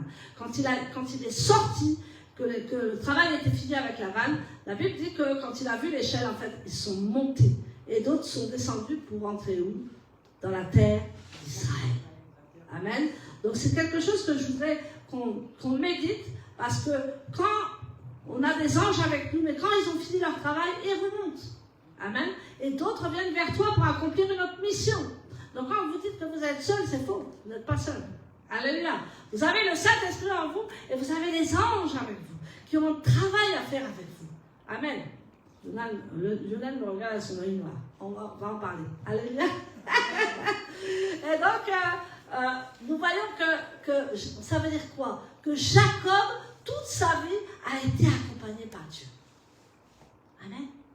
Il a dit, quand la servante de Dieu a dit tout à l'heure, je ne t'abandonnerai pas, je serai toujours avec toi. Et tu repartiras dans le pays promis, c'est-à-dire en Israël. Vous voyez la promesse de Dieu. Et quand Jacob a prié, si tu fais ça, je serai béni. Amen. Et Dieu lui a répondu, je ne peux pas t'abandonner, je serai toujours avec toi. Et je te ramènerai dans le pays que je t'ai promis. Ça, c'est une promesse de Dieu. Et Dieu a respecté sa parole. Mais Jacob aussi a respecté sa parole. Donc, ça veut dire qu'avec Dieu, on est partenaire. Amen. Quand on dit quelque chose avec Dieu, on fait un serment à Dieu. C'est pour ça qu'il faut faire attention au serment qu'on fait à Dieu. Amen. Quand tu dis quelque chose devant Dieu, il faut le faire. Amen. Et quand tu le fais, Dieu en retour, il dit, je ne t'abandonnerai jamais, je serai toujours avec toi, jusqu'à ce que tu retournes dans ton pays. C'est-à-dire Israël, là, parce que c'était Jacob, c'était Israël. Amen. Donc Dieu, je te dis ce matin, il ne peut pas t'abandonner. Amen. Même si tu es dans la fournaise, là, il va te rattraper, il va prendre ton petit doigt, il va te tirer. Alléluia. Parce qu'il est puissant, n'est-ce pas? Je dis, il peut te prendre ton petit doigt, boum, tu es sorti des flammes. Amen. Tu es sorti de l'embrouille. Tu es sorti des mauvaises affaires. Tu es sorti des mauvais contextes. Tu es sorti des mauvaises familles. Tu es sorti du mauvais environnement. Dieu peut le faire. Et Dieu va toujours le faire avec toi parce que tu es son enfant. Amen. Amen. Tu es sa père, tu es sa fille, tu es son fils. Hein? Tu es vraiment... Dieu t'aime fort. Et là où tu vas te trouver, il va te tirer de l'embrouille. Amen. Mais Jacob était intègre. Jacob faisait tout ce que Dieu lui demandait. Attention, il ne faut pas être non plus foireux. Si tu es foireux, tu vas payer. Alléluia. Et tu fais des choses qu'il ne faut pas faire, tu vas payer. Dieu et justice. Mais si tu n'as rien fait et que tu es dans la droiture avec Dieu, dans l'intégrité avec Dieu, il va toujours être avec toi. C'est pas une bonne nouvelle, ça? Amen. Je vous fatigue ou quoi? Vous êtes d'accord? Amen. Bon, d'accord. Si je ne vous fatigue pas, ça va. Alléluia. Donc maintenant, Jacob va retourner dans son pays. Donc il a toujours été un modèle. Amen. Jacob a toujours été un modèle avec Laban. Et Jacob a toujours été un modèle avec Dieu. Il avait un cœur repentant. Il était porteur de la bénédiction. Amen. Parce que Dieu va l'appeler Israël. Après, il ne va plus l'appeler Jacob, il va l'appeler Israël. Donc maintenant, désormais, il est porteur de bénédiction. Et toi, tu es porteur de quoi? Toi, tu es porteur de bénédiction, mon frère, ma soeur. Amen. Dans des contextes difficiles, dans des contextes où tu ne sais même plus quoi faire, mais toi, tu es porteur de la bénédiction. Donc, à la fin, il va toujours ressortir quelque chose de bon. Amen. Même si c'est à l'amiable. Alléluia. On s'assoit, on fait à l'amiable. Amen. Dans les affaires, c'est ça. Je vous parle beaucoup d'affaires parce que ça reflète tellement ce que c'est en train de se dire avec Jacob. Tu t'assois, tu règles les choses à l'amiable. Tu te dis, boum, boum, boum. Vous tirez, boum, boum, boum, des balles. À la fin, il n'y a personne qui gagne. Il faut qu'il y ait quelqu'un qui gagne. Alléluia. Et celui qui est vraiment intègre, c'est lui qui gagne. Amen. Parce que le mensonge ne sert à rien. Le mensonge, ça se voit. Hein? Ça se voit comme sur le bout du nez quand tu mens. Amen. Donc, ce n'est pas la peine de mentir. Je n'ai pas dit que tu mentais. Hein. Mais ça se voit quelqu'un qui ment. Ça se voit. Vous êtes des enfants de Dieu, vous le voyez. Amen. Donc, voilà. Donc, le Seigneur dit, Jacob, tu vas retourner dans ton pays. Et il a pleinement réalisé ce que le Seigneur voulait lui faire. Et il a toujours béni son ennemi. Ça, c'est difficile. Hein. Amen. Ça, c'est difficile. Hein. Tape sur ton voisin. Ça, c'est difficile. Tapote-le. Ça, c'est difficile. C'est difficile, hein? Mais il a été trompé, il a été lapidé, il a été estirpé, mais il n'a jamais voulu à là-bas. Il est simplement sorti. Amen. Il faut te quitter avec ton ennemi très très bien. Alléluia. Il faut partir de là où tu es très très bien. Parce que ça ne va pas te porter chance. Donc jusqu'au bout, il avait un comportement et un cœur sain vis-à-vis de Laban. Amen. Mais quand ça a été le moment de partir, hein, il dit, moi je pars. Hein. Oh. Ciao. Alléluia. Et donc, Dieu nous bénit parce que il a dit en fait que dès le départ, Il l'a fait travailler, c'est vrai qu'il l'a estirpé, mais après, Dieu lui a donné son salaire. Amen. Dieu lui a donné son salaire à Jacob. Il a donné la richesse, il lui a tout donné. Parce que Laban l'avait tellement trompé. Moi, je dis, il y a de l'espoir. Moi, j'ai l'espoir. Moi, j'ai beaucoup d'espoir ce matin. Parce que je dis, celui qui m'a trompé, celui qui m'a berné, je vais être encore plus riche. Et je vais aller dans le camp de l'ennemi. Je vais aller tirer à Amalek tous les trésors que Dieu m'a donnés. C'est ce qu'on va faire, n'est-ce pas? Il faut oser aller tirer tes trésors là où ils sont. Dans le spirituel d'abord. Amen. Et dans le physique ensuite. Donc, nous allons lire un dernier verset. Je pense qu'on va arrêter là. Parce que l'évangile de cette semaine, c'est Marc 12, versets 1 à 6. Allons dans Marc 12.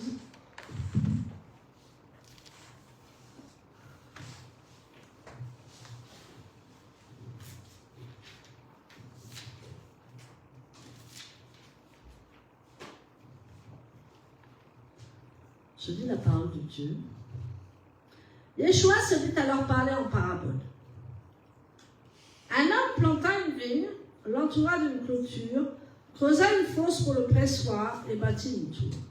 Puis il la loua à des vignerons et s'en alla. Quand le temps de la récolte arriva, il envoya un serviteur auprès des vignerons pour recevoir d'eux sa part du produit de la vigne. Amen. Donc c'est comme si un vigneron, quelqu'un vous loue quelque chose, il va avoir sa part, n'est-ce pas? Mais ils se saisirent de lui, le battirent, le renvoyèrent les mains vides. Non mais ils sont gonflés quand même. De nouveau, il envoya un autre serviteur. Amen. Celui-là, ils le frappèrent à la tête et le traitèrent outragement. C'est de pire en pire. Il en envoya un autre. Celui-là, ils le tuèrent et beaucoup d'autres à la suite. Ils battirent les uns et tuèrent les autres. Il lui restait encore une personne, un fils bien-aimé, Yeshua. Alléluia. Il l'envoya vers eux en dernier en se disant, ils respecteront mon fils. Mais les vignerons dirent entre eux, celui-ci est l'héritier, venez, tuons-le, et l'héritage sera à nous. Alors ils se saisirent de lui, le tuèrent et le jetèrent hors de la vigne. Que fera le maître de la vigne? Il viendra, fera périr les vignerons et donnera la vigne à d'autres. N'avez-vous pas lu le passage? La pierre qu'ont rejetée ceux qui bâtissaient est devenue la pierre maîtresse de l'angle. Ceci a été fait par Adonai, et à nos yeux, c'est une chose stupéfiante. Amen. Je te dis, tu vas devenir la pierre première de l'angle. Amen. Tu vas devenir une pierre précieuse, tu vas devenir la pierre que Dieu attend de toi. À force de te rouler dans la farine, à force de faire les choses là, Dieu va te sortir de là. Amen. Dieu va te bénir puissamment, tu vas devenir très riche. Les autres vont te regarder. Amen. Amen. Ça, je suis très, très motivée ce matin. Alléluia. Quand Dieu parle, tu es motivé. Amen. Donc, qu'est-ce que Dieu veut nous dire là que ça veut dire quelque chose. Très important aussi dans le Nouveau Testament, puisque nous sommes dans le Nouveau Testament, nous sommes dans Marc, n'est-ce pas? Nous allons lire que Jacob aussi fait un vœu à Dieu. Lisons un peu pour Genèse 28, 20 à 22. Genèse 28, 20 à 22. Nous allons arrêter là.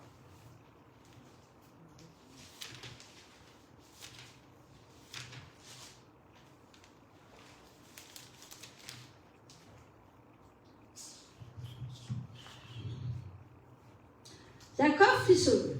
Si Dieu est avec moi, donc dis si Dieu est avec toi. Dieu est avec toi. Et me garde sur ce chemin où je marche, qu'il me donne du pain à manger et des vêtements à porter, afin que je retourne à la maison de mon Père en paix. Adonai sera mon Dieu. Et cette pierre que j'ai érigée en stèle sera la maison de Dieu. Et et de tout ce que tu me donnes, je t'en rendrai fidèlement le 10e.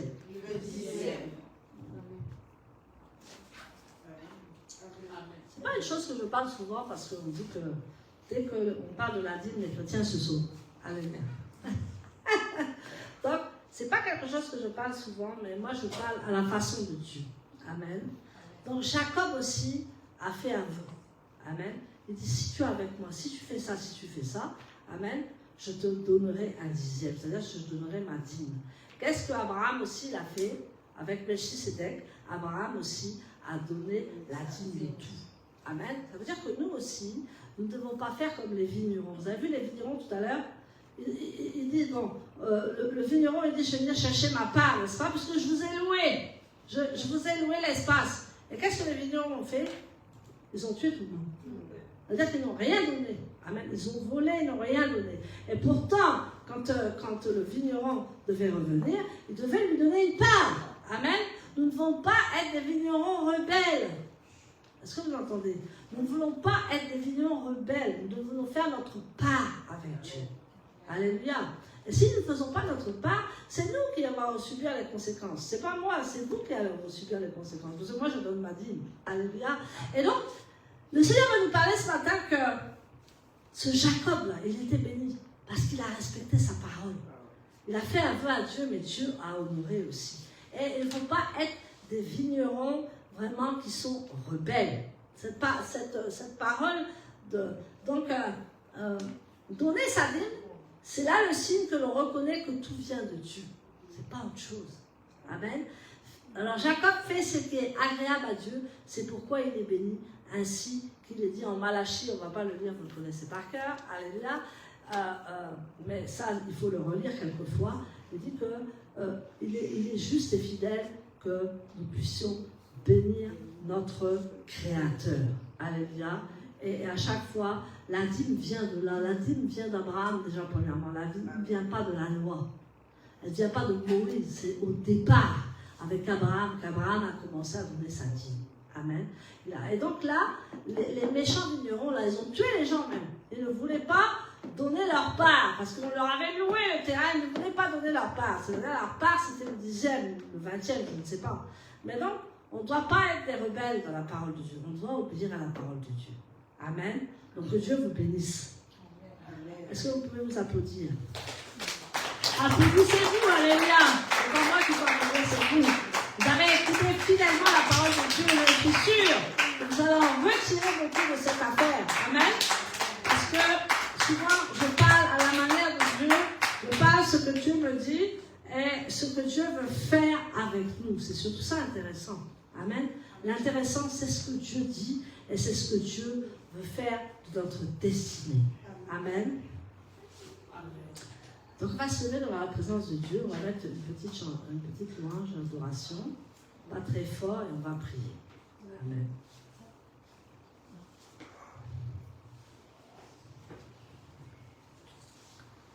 Alléluia. Vous qui êtes en ligne, vous pouvez prier avec nous, c'est très important. Parce que l'onction n'a pas de limite, hein? Amen. L'onction n'a pas d'endroit, l'onction va partout. Alléluia.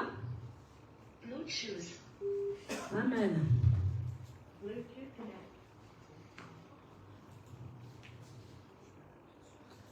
J'aimerais que tu mettes un chant quand même assez vif, comme je t'adore, parce que je suis sûre que dans les... Oui, Seigneur. Alléluia. Là, ce n'est pas un chant d'adoration, c'est un chant de combat. Amen.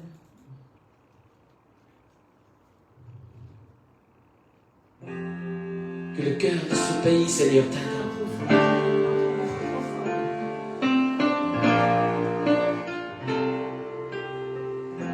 Voilà, vous qui êtes en ligne, vous allez prier avec nous. Et nous allons prier pas trop fort, s'il vous plaît. C'est juste un fond. Voilà. Amen. Bon, nous allons prier contre l'esprit d'Amalek, n'est-ce pas? Est-ce que tu es prête au combat? Amen. Est-ce que tu as l'épée de l'esprit dans ta main? Les salons. Prends l'épée. Allez, prends ton épée. Amen. La Bible dit que Dieu nous a donné l'épée de l'esprit, n'est-ce pas? Et si on a le Saint-Esprit, Dieu nous a donné l'épée de l'esprit. Donc tu prends ton épée. Amen. Donc maintenant, tu vas combattre contre l'esprit d'Amalek, parce que l'Amalek est un esprit voleur. C'est un esprit qui va tout combattre, il va tout prendre. Il va te donner, il va mettre de la destruction familiale. Il va mettre de la discorde entre mari et femme. Il va te voler là où tu dois avoir vraiment, quelque chose de puissant, une affaire puissante, quelque chose de puissant. Il va venir tout te voler devant ta tête, devant ta face. Il est celui qui vole. Il dit, mais non, mais le Seigneur, il est là. Oui, le Seigneur, il est là. Mais, bien souvent, nous ne comprenons pas la parole de Dieu. Amen. Donc là, nous allons tout récupérer. Nous allons dire, il est temps de partir, il est temps que tu quittes la vie. Amen. Il est temps que tu sors de là, au nom puissant de Yeshua. Amen. Je vais attendre ta prière forte. On y va. Alléluia. Merci Seigneur pour ta grâce et ton esprit. Seigneur, nous venons contre l'esprit d'Amalek, c'est un esprit de voleur. C'est un esprit qui combat nos vies. C'est un esprit qui combat nos foyers. C'est un esprit qui met des conflits. C'est un esprit qui met des combats, des cris, des calomnies, des divisions, des adultères, de la colère. Alors Seigneur, ce matin, je viens contre cet esprit. Et je demande à cet esprit de récupérer. Je le récupère maintenant dans les mains de Dieu. Je récupère tout ce qu'il m'a volé aujourd'hui. Au nom puissant de Yeshua. Là où il y avait quelque chose qui m'a pris, je vais tout récupérer, les trésors. Je récupère tout ce qu'il m'a volé. Je sais qu'il y a des trésors que Dieu voulait me donner. Je sais qu'il y a des trésors là qui ne sont pas accessibles encore. Mais ce matin, je viens tout récupérer par la puissance du Saint-Esprit. Je prends mon épée, l'épée de l'Esprit, et je vais récupérer dans le monde spirituel tout ce que l'ennemi m'a volé, tout ce que l'ennemi a détruit dans ma vie, tout ce que l'ennemi a caché, parce que pardon, je devais avoir beaucoup de bénédictions, mais les bénédictions se sont envolées. Alléluia. Les bénédictions se sont envolées, les choses se sont envolées, parce que Seigneur, on m'a volé toute ma vie. Alors Seigneur, au nom puissant de Yeshua, je viens contre toi, je vais récupérer tout ce que tu m'as volé, je vais récupérer tout ce que tu as fait, je vais quitter maintenant là où il y a les impies, je vais quitter pour entrer dans la gloire de Dieu, je vais récupérer tout ce que tu m'as volé, au nom puissant de Yeshua. Merci Saint-Esprit, parce que tu le fais, au nom puissant de Yeshua Mashiach. Merci parce que tu le fais, au nom puissant de Yeshua Mashiach. Je sais Seigneur que tu es là, je sais Seigneur que tu combats pour moi, et je vais les récupérer maintenant dans le corps de l'ennemi, tout ce qu'il m'a volé. Que ce soit les trésors, que ce soit l'or, que ce soit l'argent, que ce soit un mari, que ce soit une femme, que ce soit n'importe quoi Seigneur dans notre vie, que ce soit dans mon foyer, que ce soit dans mes descendants, que ce soit dans les conflits, que ce soit dans les calomnies, je vais récupérer tout ce que l'ennemi m'a volé au nom puissant de Yeshua Mashiach, parce que je sais que tu es là. Et je sais Seigneur que tu vas me donner une pleine mesure au nom puissant de Yeshua. Merci Seigneur parce que c'est fait. Je le prends avec la foi. Je vais prendre cela avec la foi au nom puissant de Yeshua. Je vais prendre cela avec ma foi au nom puissant de Yeshua Mashiach.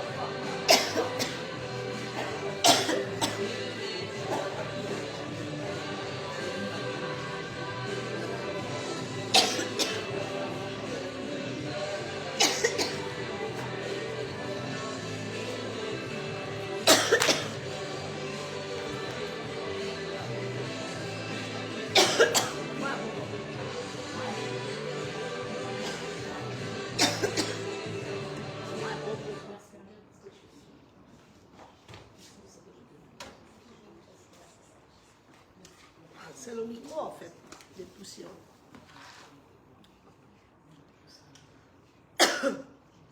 Amen. Alléluia. Donc maintenant il est temps de partir. Maintenant que tu as récupéré, aidez-moi s'il vous plaît dans la prière. C'est le micro. Alléluia. Merci Saint-Esprit.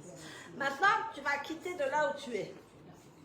Tu vas quitter l'impie. Maintenant que tu as récupéré tout ce qui t'a volé, tu vas maintenant partir de là pour que rien ne puisse rentrer dans ta vie. Au nom puissant de Yeshua.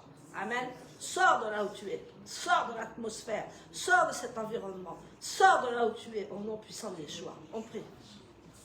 Père éternel, nous voulons te remercier parce que tu es Dieu. Seigneur, il est temps que je quitte la vie. Il est temps que je parte de là, au nom puissant d'Yeshua. Merci Seigneur, je veux voir ta gloire. Et je pars de là où il y a la vie. Je pars là, il y a le compromis. Je pars de tout ce qui est compromis dans ma vie, au nom puissant d'Yeshua. Je pars de tout ce qui est là, maintenant, au nom puissant d'Yeshua. Merci Saint-Esprit, parce que je récupère maintenant. J'ai récupéré et je veux entrer dans la gloire de Dieu. Je veux entrer dans la gloire de Dieu. Je veux entrer dans la gloire de Dieu, au nom puissant d'Yeshua. Merci Seigneur. Je sors de cet environnement. Je sors de toute corruption. Je sors de toute chose qui n'est pas dans ta gloire. Je veux voir ta gloire, Seigneur, au nom puissant de Yeshua. Je veux voir ta gloire. Je veux entrer dans la gloire de Dieu. Alors Seigneur, je quitte de là où je suis, dans le monde spirituel, et je veux rentrer dans la gloire de Dieu. Je veux faire ta gloire, Seigneur. Je veux rentrer dans cette gloire et je veux faire que ta volonté, rien que ta volonté. De là où c'est mauvais, là où c'est mauvais, là où c'est la corruption. Au nom puissant des choix. Je veux, Seigneur, que ta gloire soit là. Je veux que ta gloire soit là. Et je récupère la gloire de Dieu. Je récupère la gloire de Dieu. Je récupère la gloire de Dieu. Je récupère la gloire de Dieu. Je récupère la gloire de Dieu. Je récupère la gloire de Dieu. Je récupère la gloire de Dieu. Et la gloire de Dieu vient sur moi maintenant. Au nom puissant des choix. La gloire de Dieu vient sur moi maintenant. Au nom puissant des choix, Mashiach. Merci Saint-Esprit. Merci Saint-Esprit. Merci Saint-Esprit. Merci Saint-Esprit. Alléluia. Alléluia. Est-ce qu'il va même nous empêcher de prier celui-là? Amen. Alléluia. Alléluia. Maintenant que tu es rentré dans la gloire de Dieu, tu as récupéré tout ce qui t'a volé, tu es re-rentré dans la gloire de Dieu. Amen.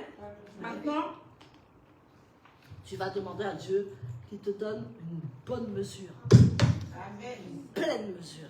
Amen. Amen. Tu es sorti de là dans le spirituel, maintenant tu vas dire que Dieu t'arrose, que Dieu te donne la l'abondance, que Dieu te donne la double portion, que Dieu te donne une pleine mesure, au nom puissant des choix. Prions le Seigneur. Alléluia. Merci Saint-Esprit. J'ai récupéré tout ce que l'ennemi m'a volé, au nom puissant des choix. Je suis sorti de là où il y a l'impie. J'ai pris ce qui m'appartenait. Je suis sorti au nom puissant des choix. Et je suis libre maintenant. Je suis libre et affranchi. Et maintenant que je suis rentré dans ma gloire, Seigneur, tu déverses sur moi l'abondance. Tu déverses sur tes enfants l'abondance. Au nom puissant de Yeshua. Tu leur donnes une double portion. Tu leur donnes une pleine mesure. Tu leur donnes une pleine mesure. Au nom puissant des choix. Merci Saint-Esprit. Parce que tu leur donnes tout ce qu'ils ont raté. Tu leur donnes tout ce qu'ils leur ont agréé. Tu leur donnes tout ce que l'ennemi a volé. Au nom puissant des choix. Merci Saint-Esprit parce que tu le fais. Merci Saint-Esprit parce que tu le fais. Au nom puissant des choix, ma chère. Merci Seigneur parce que tu le fais. Je récupère. Tes enfants récupèrent la pleine mesure. Au nom puissant des choix, ma chère. Je sais Seigneur que tous ceux qui m'écoutent maintenant vont récupérer la gloire de Dieu. Vont récupérer une pleine mesure. Au nom puissant des choix, ma chère. Merci Saint-Esprit. Amen. La dernière prière que nous allons faire, il y a des anges qui t'accompagnent. Amen. Il y a certains anges qui doivent remonter. Parce que tu as fini une mission. Tu as fini quelque chose. Alléluia. Tu as déjà dépassé cette mission. Maintenant, il y a des autres qui doivent descendre pour t'accompagner tout le long de ton chemin. Prie le Seigneur que ceux qui doivent remonter remontent et ceux qui doivent descendre, comme l'échelle de Jacob. Que ceux qui doivent descendre maintenant pour ta future mission, ton futur ministère, ta future gloire. Amen. Les anges t'ont accompagné pendant un moment, mais maintenant c'est un autre moment. Tu es rentré dans la gloire. Tu es rentré dans la pleine mesure. Tu es rentré dans la double mesure. Maintenant, il y a des autres anges qui doivent être plus forts pour t'accompagner dans ta mission, pour t'accompagner dans les nations, pour t'accompagner dans ton travail, pour t'accompagner dans la gloire, pour t'accompagner sur terre pour la mission à laquelle tu es appelé. Prions le Seigneur. Alléluia. Merci Seigneur parce que tu nous as donné une pleine mesure, une double onction, une double portion. Et Seigneur, merci parce que les anges maintenant descendent. J'appelle les anges qui doivent m'accompagner maintenant. Et ceux-là vont descendre maintenant par la puissance de Dieu. Ceux-là vont descendre maintenant par la puissance de Dieu. Parce que tu as dit que les anges étaient un ministère en notre faveur. C'est eux qui vont nous accompagner. C'est eux qui vont travailler avec nous. Mais c'est toi, Saint-Esprit, qui va les envoyer. C'est toi, Saint-Esprit, qui va faire. Au nom puissant des choix. Je te remercie, Seigneur, parce que ces anges maintenant sont avec moi. J'ai une nouvelle mission, j'ai une nouvelle direction, j'ai une nouvelle gloire, j'ai une nouvelle onction. Au nom puissant des choix. Et je sais que tu vas le faire. Au nom puissant des choix. Merci, Saint-Esprit. Tout est récupéré au nom puissant de Yeshua. Amen.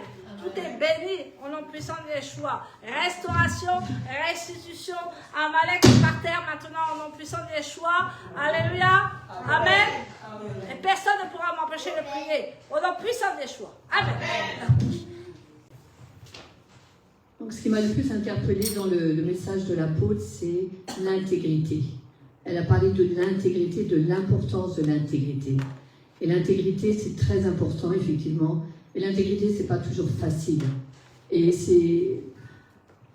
l'épreuve est souvent associée à l'intégrité. C'est souvent lorsqu'on se trouve dans l'épreuve qu'on peut se dire, mais finalement, est-ce que je suis quelqu'un d'intègre ou pas? Parce que l'épreuve, justement, eh bien, elle vous amène à vous poser les bonnes questions. Et c'est ce qui était le cas de Jacob. Jacob s'est retrouvé dans l'épreuve. Et c'est lors de cette épreuve eh bien, qu'il a montré qu'il était quelqu'un d'intègre. L'intégrité, elle fait travailler la patience. Quelqu'un qui est intègre, c'est quelqu'un qui va être patient, ou en tous les cas, il va le devenir. S'il ne l'était pas, il va le devenir. Ça fait travailler la persévérance, ça fait travailler aussi la foi. Parce que, si on prend justement le cas de Jacob, eh bien, il avait la foi qu'il allait épouser Raël. Et les gens qui sont intègres, bien souvent, ils se retrouvent aussi dans des situations d'injustice. Encore, c'était le cas de Jacob. Et il y a aussi un autre très bon exemple dans la parole. L'apôtre en a parlé, c'est Joseph, le fils de Jacob. Et bien lui aussi, il est passé par des situations d'injustice. Et c'est lorsqu'il s'est trouvé en prison, et bien que encore, il a montré qu'il était vraiment quelqu'un d'intègre. Et le fait qu'il était intègre, eh bien, ou plutôt, quand on est intègre, on travaille la patience, on travaille la persévérance, et c'est lors de ces temps de patience, de persévérance, que le Seigneur, il agit dans l'ombre. Il agit dans l'ombre, et c'est ce qui a été le cas justement pour Jacob, mais aussi pour Joseph, puisque quand il est sorti de prison, eh bien, il est devenu le Premier ministre. Et donc, que vraiment ces passages nous encouragent à être des personnes intègres, parce que l'intégrité, elle paye toujours. Souvent, au départ, on se dit, mais c'est injuste, et c'est bien souvent le cas, c'est injuste, mais si on persévère, si on a la bonne attitude, eh bien, au bon moment, le Seigneur, il va récompenser notre comportement. Donc vraiment, soyons encouragés à être des personnes intègres, soyons des exemples, et le Seigneur, il bénira en son temps et à sa manière. Voilà, est-ce qu'il y en a d'autres qui ont un témoignage ou qui veulent partager quelque chose par rapport au message de ce matin? Ou bien même si vous avez un témoignage par rapport à ce que vous avez vécu pendant la semaine? Vous n'êtes pas très bavard ce matin. C'est pas grave, ce sera peut-être la semaine prochaine. En tous les cas, que Dieu vous bénisse. Donc on va passer maintenant aux offrandes, aux dîmes et aux offrandes. Donc quand on apporte nos dîmes et nos offrandes dans la maison du Seigneur, c'est aussi une manière de lui montrer notre adoration. Apporter ses dîmes, apporter ses offrandes, c'est montrer à notre Dieu que nous lui donnons la première place, que nous lui faisons confiance. Et c'est aussi tout simplement lui donner une part de ce qu'il nous a déjà donné. Parce que si nous pouvons semer, eh bien, ça veut dire que le Seigneur, il nous a bénis. Et en retour, eh bien, nous venons aussi le bénir. Donc nous allons mettre un chant et nous allons apporter nos dîmes, nos offrandes. Donc les paniers sont au fond de la salle. Pour ceux qui sont en ligne, eh bien, vous pouvez aussi semer dans la maison d'Adonai. Vous avez toutes les coordonnées sur la page du Lion de la tribu de Juda, dans les différents groupes. Vous avez aussi toutes les coordonnées pour pouvoir aussi bénir la maison d'Adonai. Voilà, donc nous allons mettre ce chant et nous allons bénir la maison du Seigneur.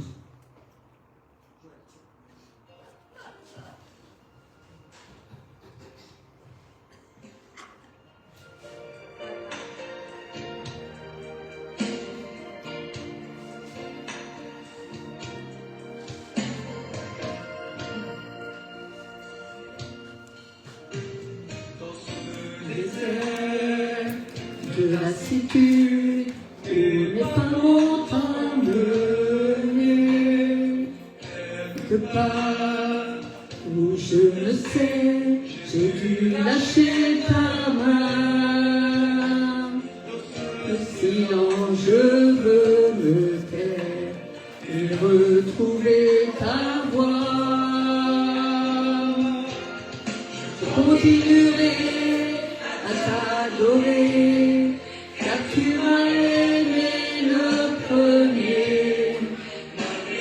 Toutes mes questions, tu restes le même.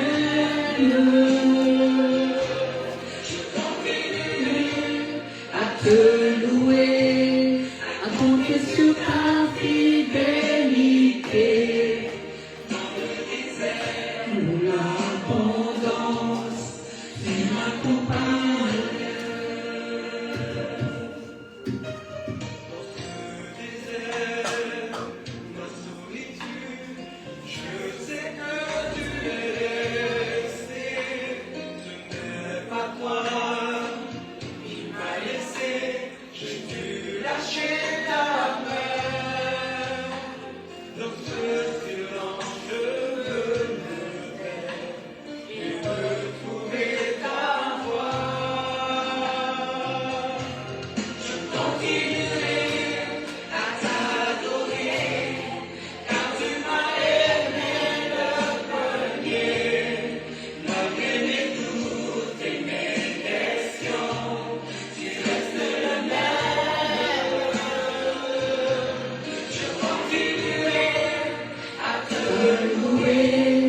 À compter sur ta fidélité, dans le désert ou l'abondance, tu m'accompagnes. Je continuerai à t'adorer, car tu m'as aimé le premier, malgré mes doutes et mes questions, tu restes le même. Continuerai à te louer, à compter sur ta fidélité, dans le désert ou l'abondance, tu m'accompagnes. Dans le désert ou l'abondance, tu m'accompagnes.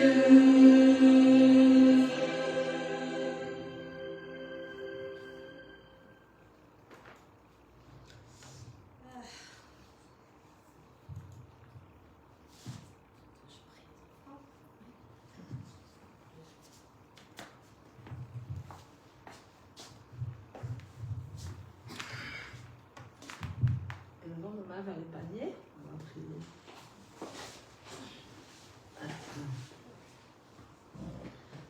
Père éternel, nous voulons te remercier pour ces dîmes et ces offrandes, parce que tu as dit qu'Abraham a donné la dîme de tout.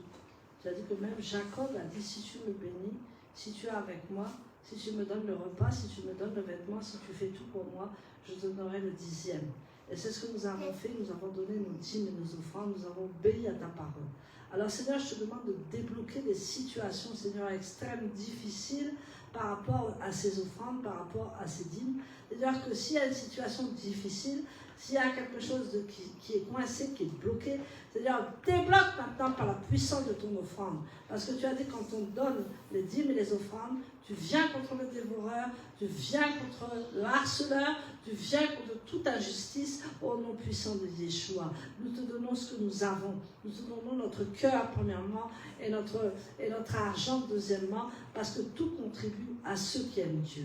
Bénis ces offrandes, bénis ces dîmes, au nom puissant de Yeshua Mashiach. Amen.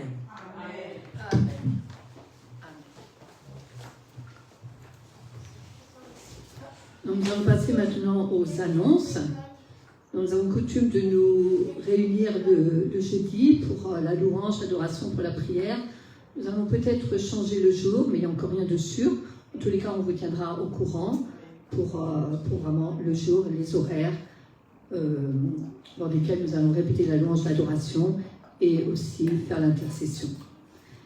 Et bien sûr, nous nous retrouvons le samedi pour le Shabbat. Donc, c'est tous les samedis. Nous nous retrouvons donc à 10h, ici en présentiel, et aussi, bien entendu, en ligne, pour tous ceux qui ne peuvent pas se rendre sur place. Voilà, donc je vais prier pour clôturer. Seigneur, je te remercie, Père, pour tout ce que tu as fait ce matin, Seigneur, à travers la louange, à travers la paracha, à travers le message. Merci, Seigneur, aussi pour tout ce que tu vas faire encore tout au long de cette journée, tout au long, Seigneur, de ce Shabbat, mais aussi, Seigneur, pendant toute la semaine. Merci, Seigneur, de fortifier chacun, d'encourager chacun, de guérir, Seigneur, ceux qui sont malades, Seigneur. Et merci, Père, de continuer de donner à chacun, Seigneur, de regarder à toi, Seigneur.